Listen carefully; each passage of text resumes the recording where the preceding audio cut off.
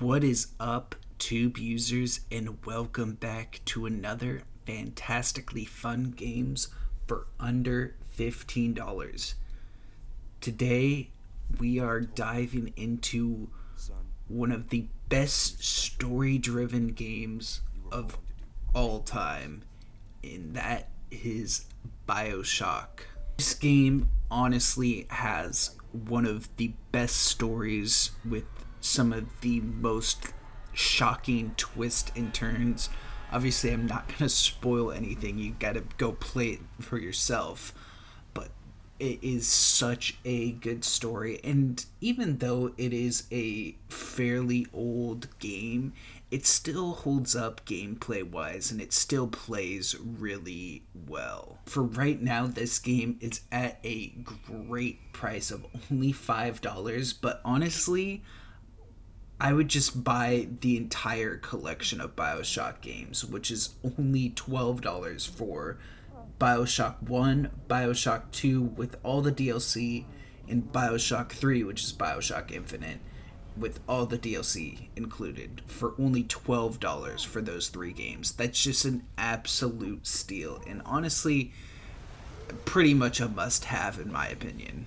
And I do think that each of the games has a really good story and just kind of gameplay elements to it, but I really think Bioshock 1 is the place to start. I mean, this is just the opening of the game is all I'm really going to show here because I don't want to spoil too much of it, but this game, even for it being so old, has one of the best openings to a game that I've ever played. It honestly could be the best opening to a game. Like, when I think of openings to a game, like the best openings to a game, obviously this game comes to mind, and probably the only other one that really like sticks out to me is Fallout New Vegas. But Bioshock definitely far succeeds New Vegas just in terms of how everything is presented to you off the start. And just speaking of Fallout, even though this is an entirely different game studio and publisher and all of that, this game does feel a lot like a Fallout game. It has that same kind of 1940s war soundtrack for most of the game. It has like that old school like 1920s kind of vibe to it. So, and it's kind of post-apocalyptic too in a way.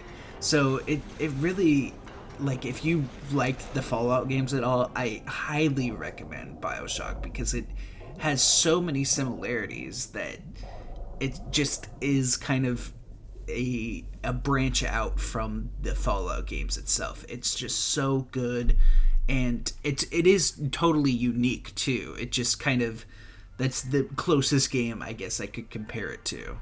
And this game is pretty old, and you can tell that like some of the aspects of the games are kind of dated by today's gaming standards, because I think this game came out in 2007, so it's pretty old, 16 years old. And yeah, there's some things, but I would say the story of this game makes up for it. The graphics, I think, still hold up pretty well. I think it's just mainly the first person shooting aspect of the game that probably doesn't hold up, but even that isn't bad by any standard. It still is fun to play, and it's totally worth the price it's at right now.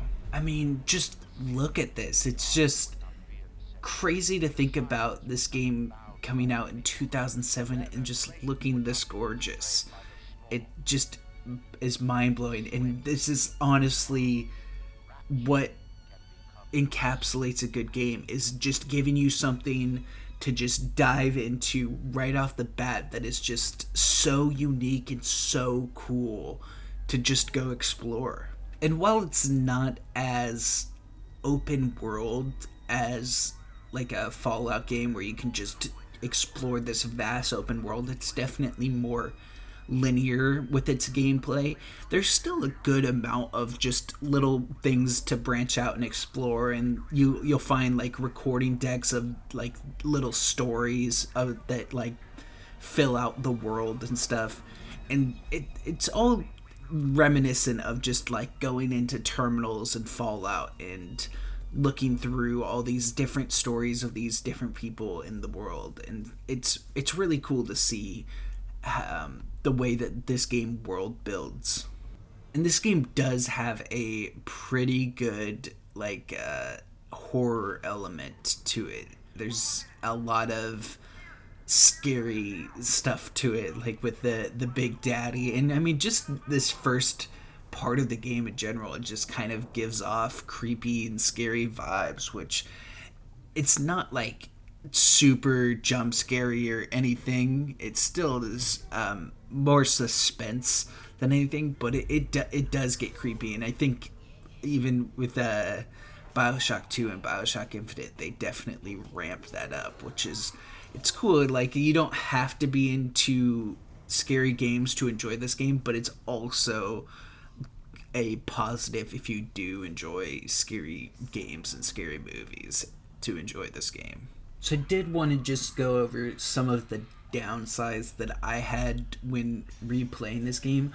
The first time I played it, I definitely played it when it first came out, so I think it was on Xbox 360, may have been on the Xbox One, I can't fully remember. Playing it there, it was a fantastic game, especially for when it came out. It was definitely a game that is ahead of its time, and games like that usually just hold up super well years on. But playing it on a modern PC, obviously things ran well. The mouse sensitivity was off the charts bonkers. Like, I'm playing on like the lowest sensitivity for my mouse, and it is just like the slightest movements will turn my character 180 degrees. Like, it was super hard to just control my mouse movements. Like, I had to turn down my DPI a lot just to be able to move properly in this game. So that was one little frustrating thing. Another thing, and this is just from my playthrough here, is for some reason it was saying that my hard drive didn't have enough space, which I have it on like a 6 terabyte hard drive, so there's no reason that there isn't enough space on that hard drive for saves. But yeah, I couldn't save the game at all for some reason, and it ended up crashing like part of the way through, so I wasn't able to load a save coming back into it, which is kind of frustrating. Luckily, I only got like 30 minutes into this game. I didn't want to play a whole lot just to spoil it, but I'll definitely come back to this game just for nostalgia's sake, because it's been a while since I've played it, and just coming back and playing this first part was just brought back so many great memories of playing this game. It's such a fun game, and it still holds up so well.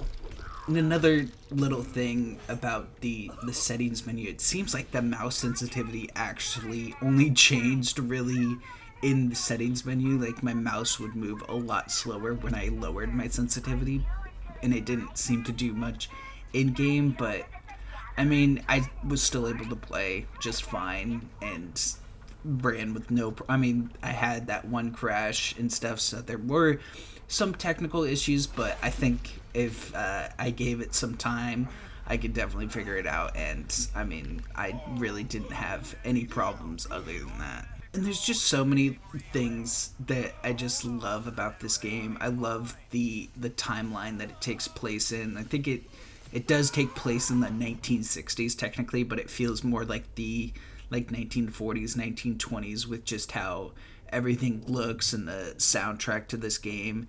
And I love the sci-fi elements of playing in an underwater city and like having these like powers, I guess, that give you different abilities and stuff. There's just so many cool little things about this game that just make it so good and makes it hold up so well even by today's standard of games. And I do think the one thing that doesn't hold up quite as well in this game is the gameplay of it. I think the gunplay is kind of repetitive, and the melee combat isn't great just compared to other games, but it's so minuscule, and it definitely is made up for with the, I guess, powers that you get. I don't know what you would call them exactly. Like right here, I'm unlocking elect the electro grasp or some sort of lightning power, which you unlock more to as you progress in the story. So there's definitely elements that give it a fresh take on just shooting and melee combat, which is really cool and interesting, and definitely makes it a game that still holds up just gameplay wise. And if I was going to do a like top 10 best stories for games, this would definitely be in the top 10, definitely in the top 5 actually, I would say. It is just such a good story with so many interesting twists and turns, like that you just don't even expect. And the first time playing through, it was just mind blowing to me, the twist at the end. I won't spoil it, but anyone who knows this game knows what I'm talking about, and it is such a cool and unique twist that I really don't think has been repeated in any other game. And I love how this game uses horror elements in it. I mean, there's most games that I think of as like scary games are just like pop out things that just kind of spook you. This game really takes it to the next level and gives it a lot of suspense in like the certain scary aspects of the game. Like all the enemies are just kind of creepy and weird and are scary. And like, I mean, the Big Daddy is probably one of the scariest like creatures in a game, I would say. And it's not like it's popping out at you like from out of nowhere and scaring you. It's scary because of how big and terrifying it is to just look at, which is such a great way to use horror elements in a game. And I think another thing that's really good is how simple the loot system is. I mean, it's just basic, super basic, and it just works so well. I mean, there's always only 3 things that enemies will have, and it's usually just basic first aids or your, I guess, mana pool, if you want to call it that. And it works so well. There's nothing. It doesn't need more than it already has, because this game is pretty linear. So it's not like you need all these different crafting things and items. Everything just kind of flows together super well and makes it a really fun game. And like, I mean, the only times you there's no junk items that you have to go and sell. Everything has a use that you'll pick up, and then you'll find cash throughout the game, and you just basically use those at vending machines to either like get health items, get mana items, get ammo. I think there's a weapon vendor. I can't remember. But it's super simple looting system and works super well for just how linear this game is. And I think one of the other fun and unique things that this game does is the hacking system. I don't know if I show it off here before the game crashes, unfortunately. But the hacking system for hacking like turrets and cameras and stuff is just a fun mini game. I think just kind of gives an element to this game that not a lot of other games have. Like when you think of like other hacking things in other games, like Fallout, for example, like how you have to find the right password. Like it makes sense for that game, but I really think that this game has probably one of the most fun just mini game elements to it. And I think the Bioshock series does a really good job of building up and improving each game. Obviously, you have this game, Bioshock 1, which is kind of the gold standard for the series. And then Bioshock 2 just keeps it the same and just improves upon aspects of the game. And then you have Bioshock Infinite, which does the same thing, improves graphics, improves gameplay, but keeps it the same gameplay elements of a Bioshock game. And I wish that they would add more games into the series, but honestly, just knowing 2K, I do hope they just keep it as is, because right now I think this is one of the best series out there, and I don't want it to be ruined by greedy publishers.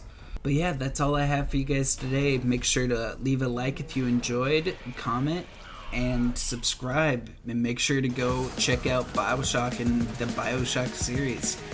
I will catch you guys in the next one. Peace. That rhythm.